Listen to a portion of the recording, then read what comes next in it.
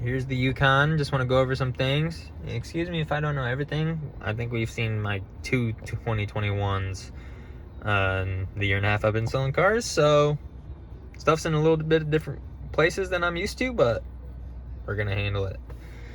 So we'll start here with your information center, controlled by these buttons here on the right. Tire pressure, you can look at your music, nav, what your phone, change the settings in here if you want to go kilometers or miles or whatever you want to do. I typically leave it on miles per hour, but that's totally up to you. Over here we have our lane keep assist buttons, our park assist buttons, automatic start stop cancel button. You do have a outlet, traction control buttons, and hill descent control. Here is the heads up display where you, controls where you can change the brightness and what information is displayed on there. Your four-wheel drive controls, 4 high, 4 low, 2 high, auto, right there. And again, this is how you dim and brighten your infotainment center. Over here, this is how you shift with these buttons: park, reverse, neutral, drive. If you are in a manual or low mode, you can go up and down gears, with the plus and the minus buttons. You do have multiple camera views. You can look at the front, you can look at the back, you can look at the sides, the other side, your hitch view. You can do lines or a straight line for your views there. Like I said, so that's what I was pressing there. You can either have your hitch line up view or nothing, or your full vehicle where it's going. I like that one the best. It does have Android Auto and Apple CarPlay. Right there. You can set up users for this thing, whether that's whoever you have driving it can have their own profile on here. Your navigation, right here. Most people use their phones, me being one of them. It's just a little bit easier to just use the Apple CarPlay to get your navigation. Your home buttons here, back buttons, seek buttons here. Obviously your climate buttons. You can turn your rear climate on and off. Heated seats, full heated, just your back for those painful workout days. Ventilated seats for those long car rides. You do have wireless charging here, as well as 2 USB ports and a regular old cigarette outlet charger deal.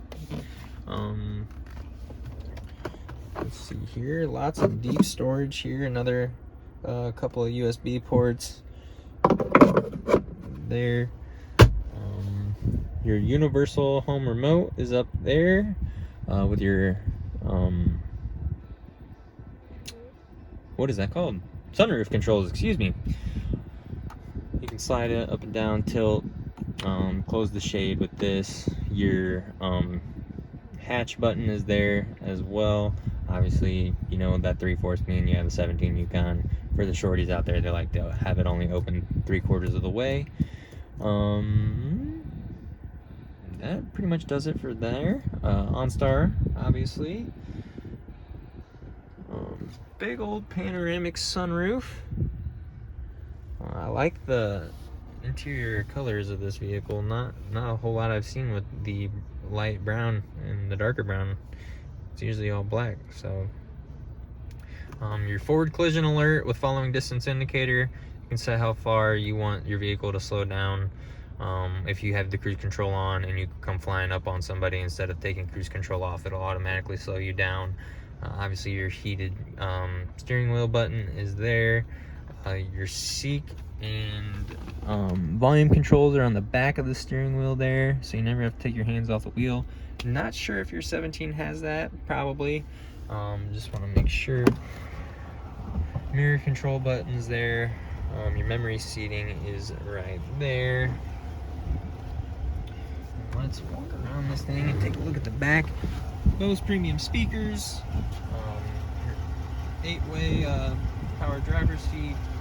You do have power retractable side steps, 22-inch aluminum wheels.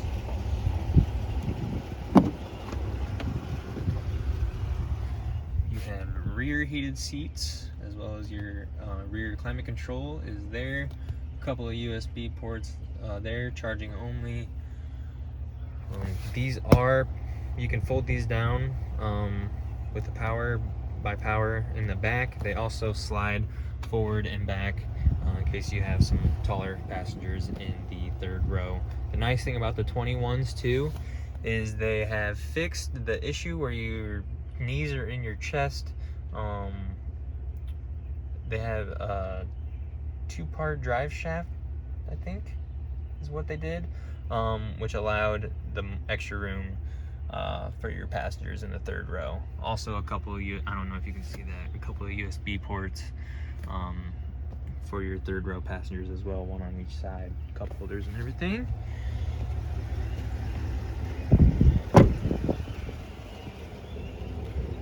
Take a walk around. I'm not seeing any scratches on this thing, which is good.